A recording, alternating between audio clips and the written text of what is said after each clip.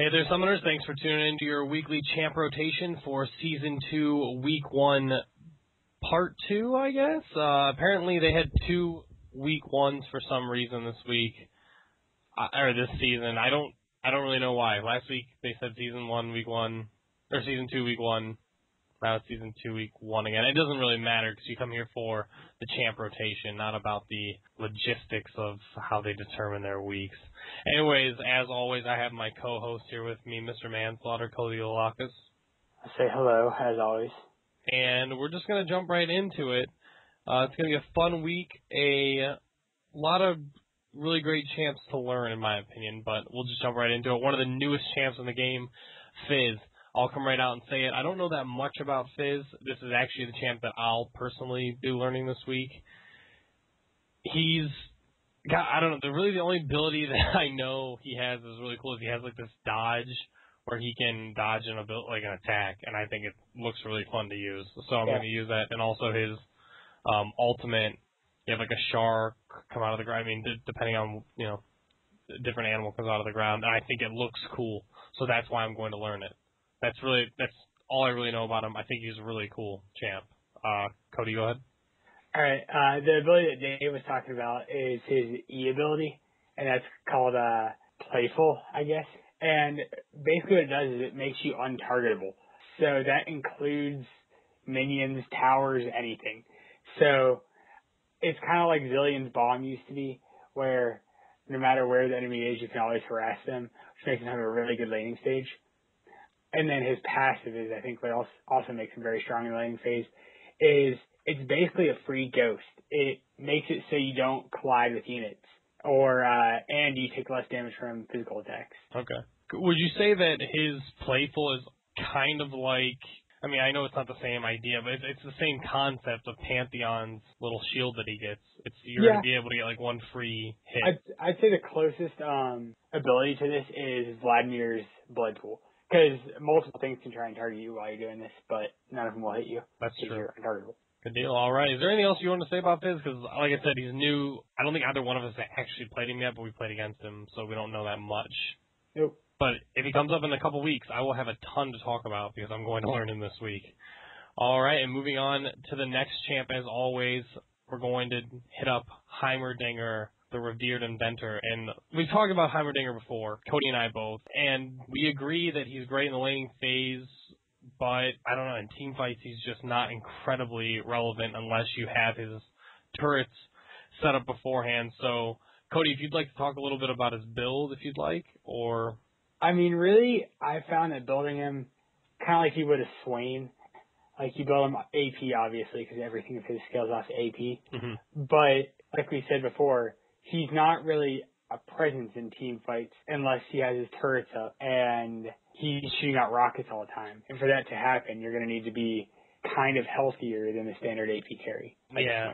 It's just, I mean, he's really great in Dominion, and I've chimed on this before. I play a little bit more Dominion than Cody does, but he's really great in Dominion. He can hold the bottom lane by himself from start to finish. But normally when we're talking about League of Legends, we don't talk about Dominion because there's no ranks, so I don't really care that much about it yet. But, Heimer, he's a good champ, but he just lacks that presence in fights unless you can, bait them into a couple turrets. All right, moving on to the next champ, we have Kassadin, or Kassadin. We've talked about him before on the show, and one thing about him is obviously you're going to build him straight AP. He's a caster. I think he's the hardest champ to play in the game. I've tried to play him before, had a really rough time with him, but he has his ult's really great. It's like a free flash, and you can get it so it does a lot of damage. Cody, would you like to comment on Kassadin?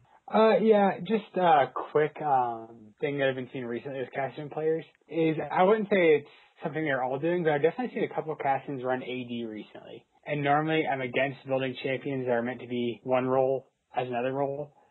But if you think about it, he's got awesome escapability with his ultimate. He has an attack that increases the damage of his basic attacks. And I don't know, it's interesting to do. So if you're looking to play him this week, you should try it. Yeah, I mean, I think he's a really great AP. I mean, he's not bad. He's just incredibly hard to use. So I mean, yeah, if you're looking for a great challenge this week, and I would try him out, so maybe I'll try him out. I probably won't. I'll probably play Fizz, but whatever. All right, moving on to the first tanky character this week, we have Leona. We've talked about her before. You're going to build her pretty tanky, maybe a little bit off tank, but the thing where Leona really shines is the crowd control. Cody, would you like to talk about that? Yeah, she has 2 forms of crowd control. One of them being her ultimate, which she has basically a massive AoE circle that appears on the ground that stuns champions in the middle of it and slows enemies on the outside of it. And it's a pretty long stun. It's 1.5 seconds and a 1.5 second slow, which is an 80% slow too. So that's almost a stun. Mm-hmm. And then she has Q ability, which also stuns the target for 1.25 seconds. So if you think about it and you combine those two together, that's almost 3 seconds of stunning someone, which is basically the length of most team fights. And it's really great in that early laning phase. You know, it's like kind of like Tarek's stun. Like to have it early lane and she has 2 of them is really nice. But I don't know if would you put her in the top 5 of tank? They had to rank tanks. Well, the problem I have with Leona, excuse me for going all meta, if you will. Yeah. But there's no real place to put her on a team because she's not going to be able to farm very well like most solo top champions need to, or sustain very well. But you also would have a hard time putting her bottom lane support because she doesn't have a heal or anything like that. So basically, you put her on teams that you have CC and hope that she can take the 1v1 lane. Hopefully, yeah, exactly. But yeah, I mean, I agree. I don't think a Renekton is going to have a problem with her. I don't think an Irelia is going to have a problem with her. Anyone who can gain health is going to have no problem. Garen, I don't think any of those players are going to have a rough time with her. All right, and moving on to the next champ, it's a melee champ. One of the, I don't know, he's really hit and miss. It's a really interesting champion. Master Yi. It's a 450 champ, so if you want to play him, you can buy him pretty much anytime you want. But he's really one-dimensional. We've talked about him before. You can build him AP or AD, which is always interesting. He doesn't actually scale at all on AD, but, you know, considering he's a melee champ, you can build him that way. But, yeah, he's really one-dimensional, really great at pushing towers, but that's what he does. He's okay in team fights, but as Cody knows, my main mantra in a game is don't feed Yi, because a fed Yi will destroy your whole team. You can't stop him because he heals so well. He has a heal that makes him almost invulnerable. And he has an alpha strike, which makes him untargetable during that period, so it's very hard to keep the focus on him. Mm-hmm. But if he's not fed, he's kind of worthless. Yeah, that's the only problem. I mean, he's great at pushing lanes. Other than that, he's just not going to be that. He's not going to be that effective. All right, moving on to the next champ. I was joking with Cody earlier when I was, we were kind of just riffing on the champs earlier, and I was talking to him about Misfortune, who is the next champ, and I said we could basically not say anything about her, because she's in the same class as Sivir, in my opinion. I guess she's a little bit more relevant in-game. She scales AP and AD, but, man, I don't see any reason to only build her AD. She doesn't scale that well on AP, but I don't know. She's hard to put on a team because there's so many other AD carries that you should play other than her. I mean, she's not in the top 5. Definitely not in the top 5. Cody, would you like to comment on that? Yeah, I definitely know she's a great AD carry, but I think she can be used if she used well. She can be good. She has her ultimate, which everyone knows is she basically sends out a cone of damage in front of her. And if you are pretty smart when you're using this and like position yourself in a team fight where you can hit everyone and no one really notices you doing it, you will literally completely dominate a team fight. It does a ton of damage if it's left unchecked. Definitely, but that's the only problem really, is it's hard to hit it. Yeah. If you can get maybe a Moo ult and get them all stunned or something like that, you could use it that way. But other than that, I don't really see use for her as a champ. She's really good at clearing minions with that Make It Rain with her E ability. But like we were saying, she's not that great of an AD carry. Again, if you're going to play an AD carry, you're going to play Ashe, Vayne, Tristana, Kog'Maw. I would even say Caitlyn at this point. You can see she's starting to get a little bit better, but I mean, she's pretty far down that list. Corki even on top of that. So it's funny that I just kind of realized is the two AD carries we dog on all the time, Misfortune and Sivir. It seems like whenever Riot doesn't know what to give him for an ability, they give him move speed. Yeah, just give him move speed because there's. I think actually with the newest patch, they're giving Sivir a buff on attack speed when she's attacking champions or something like that. I was listening to it, and because they haven't come out with the numbers yet, but on the little preview video, and I was just thinking like it'll probably be so minuscule. You can just build like Berserker Greaves and cover it. So she's in that, like I said, she's in that class of Sivir. She's just not worth playing. All right, moving forward, we're actually going to have a lot to talk about on this champion because Cody's played her before. This is another champ that I would love to learn because she's the only champ, and I'll repeat it, she's the only champ that I ever have a problem with against a brand. Like when I play brand. Only champ I ever have a problem with. Cody, it's Morgana. Take it away. All right, so the first main thing about Morgana that, like Dave said, makes her so annoying to lane against is her passive. Her passive is basically just Spellbind, which gives her awesome sustain, makes her be able to take her ass and just heal right back up using her W, which is Tormented Soil. And this is basically an AoE damage spell that's great for farming and healing up. And when you use and combine with her Q ability, you're going to do a ton of damage. And since you can use this and it's all over time, you can actually harass the enemy and then just walk away out of their range. So, pretty nice combo there. And then her E ability is one of the best mid lane abilities I think in the game because it's a spell shield on an AP carry, which is a pretty long spell shield. It's 5 seconds, so it's almost a guaranteed get away from ganks. I won't say guaranteed completely because some ganks are just meant to die, but definitely easy to get out with it. Yeah, I know that I've been the recipient of the shield a couple times, so you can give it to a buddy, and it's definitely saved me. You see somebody that Caitlyn's ulted on, give them that part of that black shield, it's really great in situations. So it's a really great champ. I think that I don't know. Would you go top 5? Oh, I would definitely say top 5, especially with her ultimate. Okay. I mean, if you think about it, her ultimate, if you can get someone to stay in the full range of your ultimate, which you can at least get one person to, because you can track them and it slows their movement speed by 20%, it deals a flat 650 damage plus 1.6 of her times her AP. And stuns them for 2 seconds. So if you can get a couple people in that just changes the team fight. So who would you put in front of her then? For AP carries? Yeah, AP carries. I gotta say Annie's still the best, but I'd put her in a tie for second with Brand right now. Really? So that high up? Yeah, she's definitely up there. Alrighty, well, it's good to hear because I think that AP carries, the more you can spread them out, the better it is, definitely.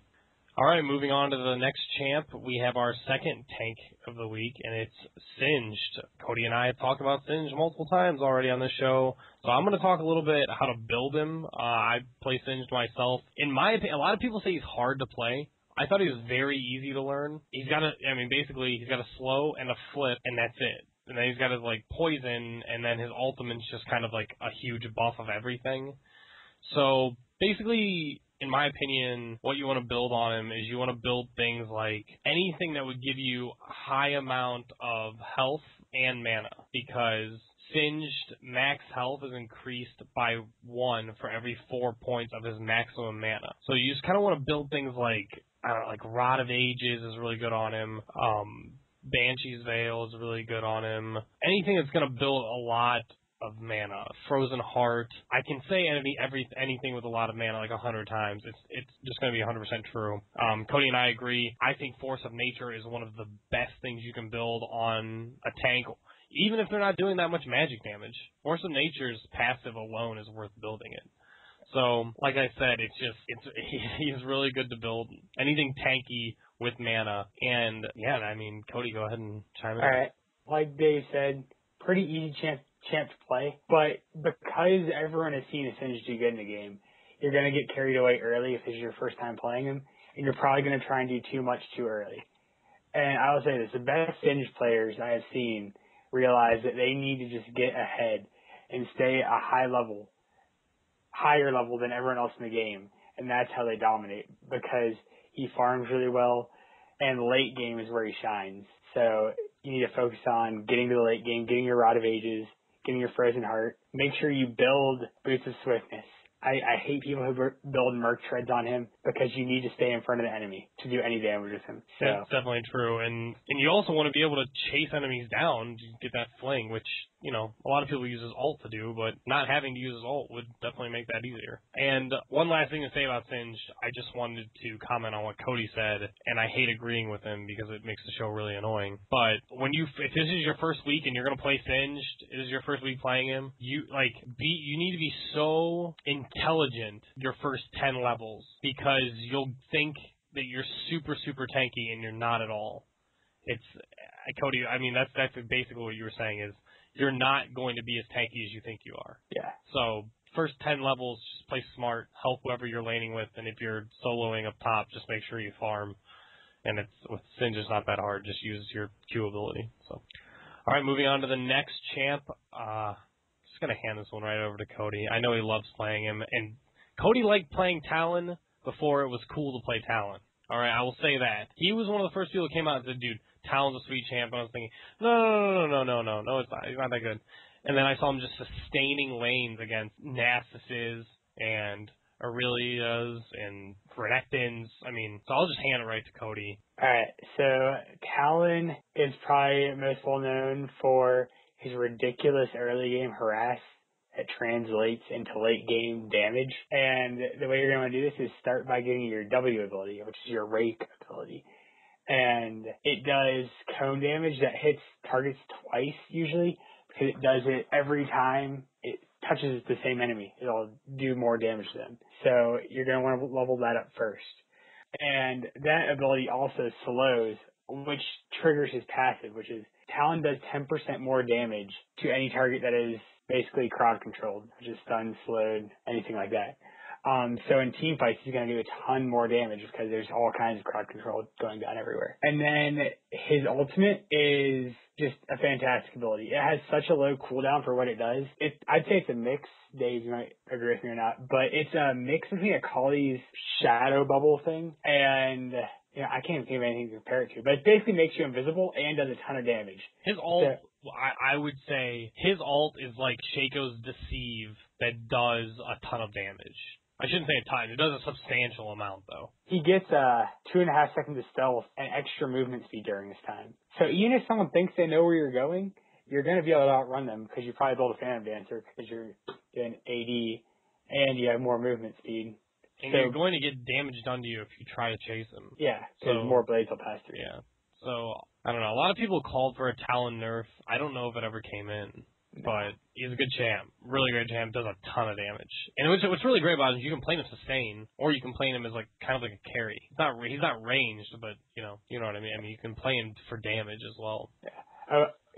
Some good items to build on him, in my opinion, are Trinity Force, definitely, and a Yumu's Ghostblade, surprisingly. These two work really nice together on Talon because of the 150% damage proc after an ability from Trinity Force, and the nice cooldown reduction and armor pen from the Ghostblade. They work extremely well together on him because his cooldowns are ridiculously short. Mm-hmm. All right, and moving forward, we're going to go to the last champ of the week, Urgot, the Headman's Pride, or as Cody and I and some of our friends call him, the Crab Sniper. The guy shoots toenails at you. It's Urgot, the cool character. I think we've talked about him before. He's got some kind of annoying harass. He's actually a pretty decent champ. He's really not fun to play against, and he's got a really cool ultimate. Cody, would you like to talk about him a little bit? Yeah, he's got some nice early lane harass, like Dave said. He can basically throw out a pool of acid, which is his E ability, that gives his toenail sniping ability, which is a Q, the ability just to lock on to a target and fly over minions and hit them. So it's especially good if you're in lane against someone who has skill shots that can hit minions, because you can harass from the safety of the other side of the minion wall, which is pretty nice. But other than that, his ultimate's good. He might be worth learning this week. Yeah. What do you think? I think he's a good champ. The thing is, I mean, there's champs like Urgot and Blit and champs like that are really hard to place on teams, like you were saying earlier with Leona. Like, they're so unique that you just don't, like, he's got really great harass. The only thing, like, playing against him you really have to do is watch out for his E ability, because then it makes his Q ability that much better. And also the E ability reduces your armor on a percentage level. So, I mean, this week, I don't think he's worth learning. I think there's a lot of champs this week to learn. If you don't know Singed, learn Singed. We'll actually talk about that later. But, yeah, I mean, if you know a lot of champs, I think Urgot's worth playing. He's got his ultimate's really cool. So, I mean, his ultimate, you can take an AD carry that's in the back of a fight and put him right in the middle of the fight, and that's good to do. And no one's going to be able to push you at your turret because you can just put them behind the turret, you know? So he's a good champ, but is he worth learning? That's always the question. Is he worth learning? I don't know. But all right, and thanks for tuning in this week. And everyone's favorite segment of the show is coming up. We always touch on it every week. We choose our favorite champs. Cody, have you put some thought into what champ you think that our listeners should learn this week? And if you're going to learn one yourself, who are you going to learn this week?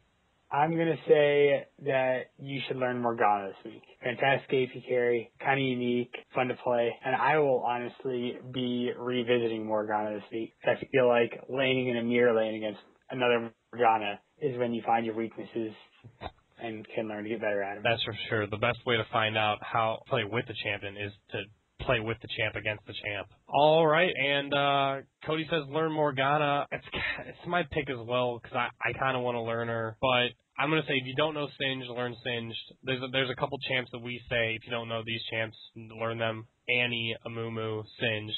Those are all in that category. So I'm not going to choose one of those. I say choose Talon. Learn Talon.